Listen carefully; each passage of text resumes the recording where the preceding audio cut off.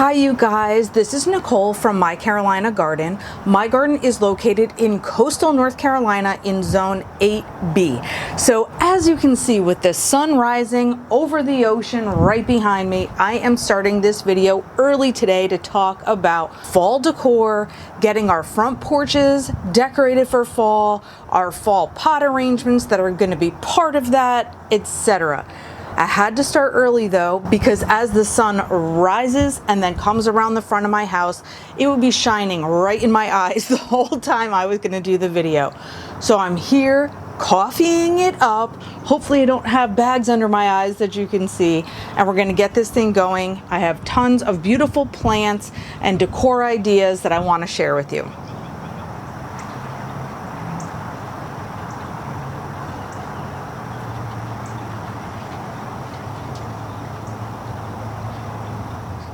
My last couple of videos with you have been labor intensive. I've been getting dirty. I've been getting, the gross maintenance jobs done. This time I did not want to do that. So I actually put some pot arrangements together ahead of time, just so I didn't have to have my hands in the dirt for this particular video. And then I just want to gather all the things together that I have chosen for my front porch decor. And we can talk about why certain things get picked or how certain things get put together. And the idea here is that it's inspirational, or you're like, yeah, I want to do that too, with certain plants, maybe certain colors, whatever it may be. So probably the hardest thing that I have to do today is actually just moving the items that I've put together in my backyard, moving them into the front, and then getting them set up. That's the fun part. Let's get going. And by the way, if you like the kind of video content that I provide, please subscribe to my channel to ensure that my videos continue to show up in your feed. While our temperatures might not feel like fall here all the time, it is still fall for all of us. So part of the fun of the season is getting to decorate and change my plants around and things like that, so that I feel that season. Not to mention the people who come to visit my house or my own family. So step number one was to clear the whole front porch off and just take everything away so I could start with a blank slate. And then step number two is to get all the items that I'm going to be putting up here into a pile so I can assess what my inventory is.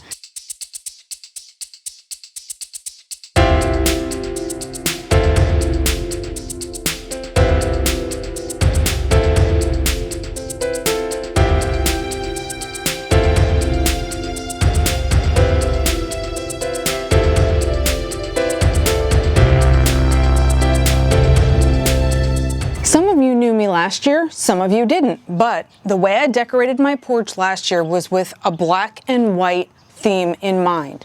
This is really where the decor comes in, or maybe the flower pots come in, etc. So I am going to stick with that because you know me, I like to garden on a budget, which means I'm reusing things. I don't need to go out and buy all new stuff every single year just to change it up. Black and white to me is great for the fall season. I love it. It's not Halloween-y to me. It's perfect and I love it. Another big thing besides the black and white theme overall, and I guess the fall theme overall, some of the plants I'm loving are sweet potato vines, and the reason is because they're gorgeous drapers. They are very showy for what they are, and you can get them in a variety of different colors. I just wanted to show you two of my special babies, and in fact, I think I'll get you even closer to these special babies. One of the really sweet features about sweet potato vines is they're almost heart-shaped leaves. So this one is the one that I like to call my favorite because I am a sucker for variegated leaves. So we have green with purple and some white kind of filtering through there. So these leaves are super cool. And then these ones are like a limey green sort of with the purple backs. So in both of these cases, we have purple happening. We have our beautiful shape happening with the leaves, and they just make gorgeous drapers for our pots. So sweet potato vines, as I am learning, I learn more every single year and every single time I use new plants, are super easy to reroot. So if you go to the garden center and you buy your sweet potato vines, you can leave them in the pot that they're in, and the draping part, let's say, touches the ground.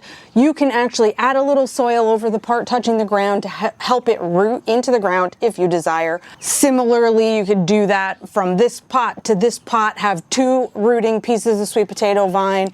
I have cut off snippets of these and just put them into soil where they have rerooted.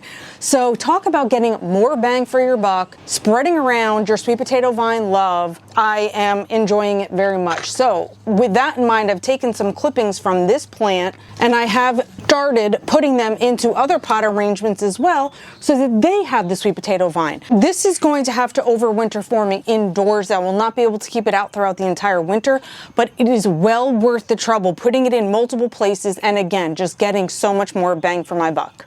So we've talked about our sweet potato vines, and something else that everybody talks about when we talk about fall plants are mums. Now, the other thing that I have talked about with you though is not just having to purchase the standard garden mums that have just like the plain round shaped flowers.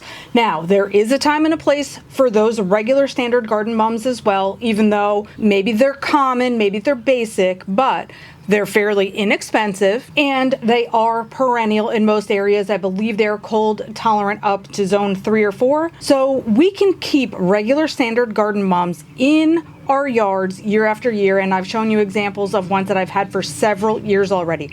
The biggest thing with mums is you have to keep them deadheaded. That can be a chore, trust me, I understand that. But anyway, these garden mums I think are like more extra special. These are the ones that are called the Vitamum. Now the Vitamum is just a different shaped flower bloom, so it's much more of a starburst shape.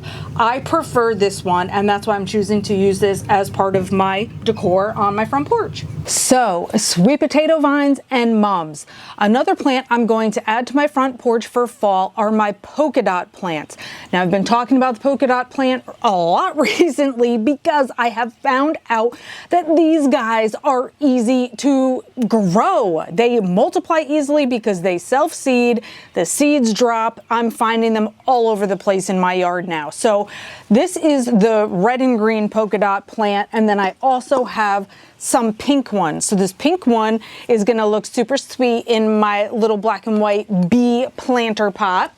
And then another plant that I have a lot of that is also easy to grow ourselves is the begonia. So I tell you all the time that I am not someone who can grow things easily by seed.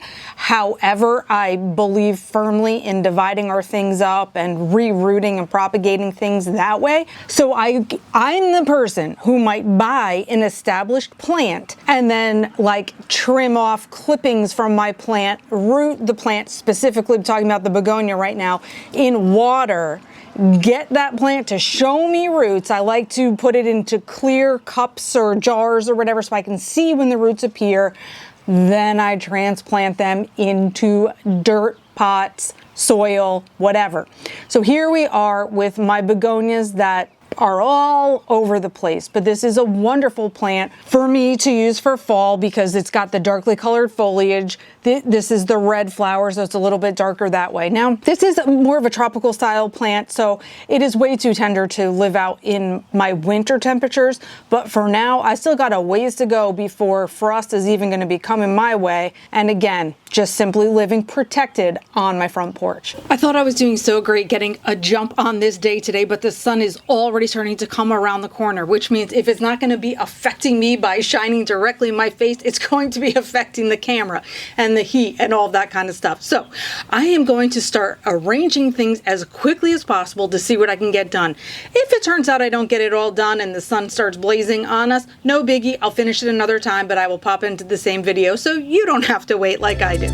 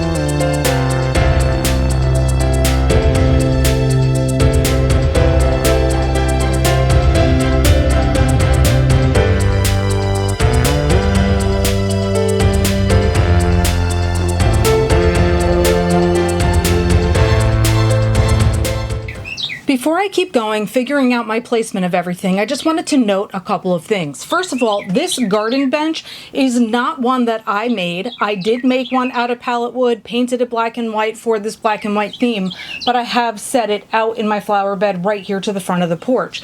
This bench, however, was made by my husband because he's also very, very handy. Now, he does extra special things. He knows how to weld and that sort of thing. So he was able to take some scrap metal, make the legs on this bench, and used a piece of reclaimed wood for the top.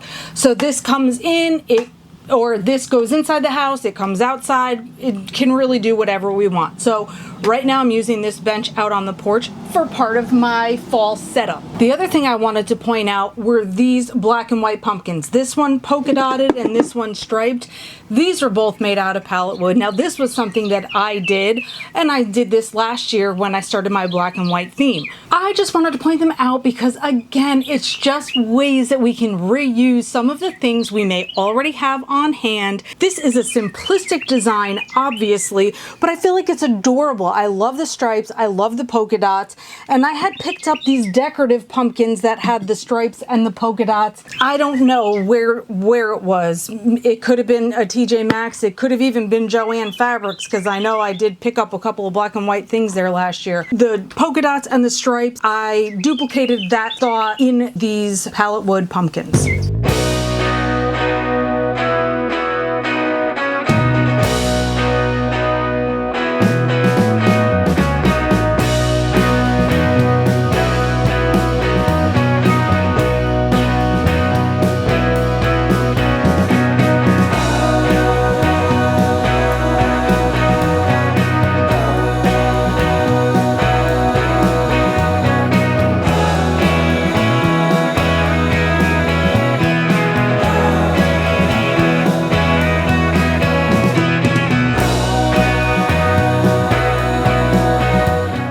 So while I'm changing the whole look of the porch to match the fall season, like that type of decor and that type of feeling, I do still have things out here that are summery because, well, why not?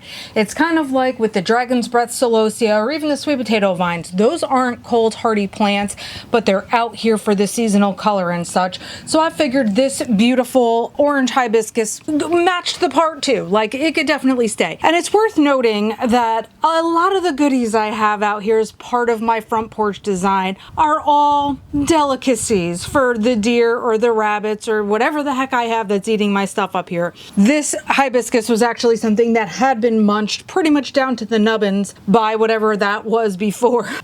So it is important, if you have very tasty treats like the sweet potato vine that keeps getting nibbled of mine, make sure you're using your deer spray or your rabbit spray or whatever it is. That has been something that has been helpful for me, but my little critter is back and he found his way to my sweet potato vines again. So I just wanted to mention the seasonal color is here to stay, even though not necessarily a fall plant right here. One of the things that I love about videos like this when I'm watching other people do their front porches, because, you know, let's face it, our front porches probably look really different. Some people have these huge, gorgeous, like wraparound porches, you know, multiple steps or whatever. I love watching videos like that because I get inspired. That's what the whole thing is about. It's watching what someone else does so I can get ideas for what is possible for me. So hopefully there was something in here that you liked, that made sense to you, that you would love to try as well. Maybe it's colors, maybe you like the black and white. And if there is something specific, I'd love it if you would tell me about it in the comments. Thank you for watching and for all the support. And until next time, happy planting.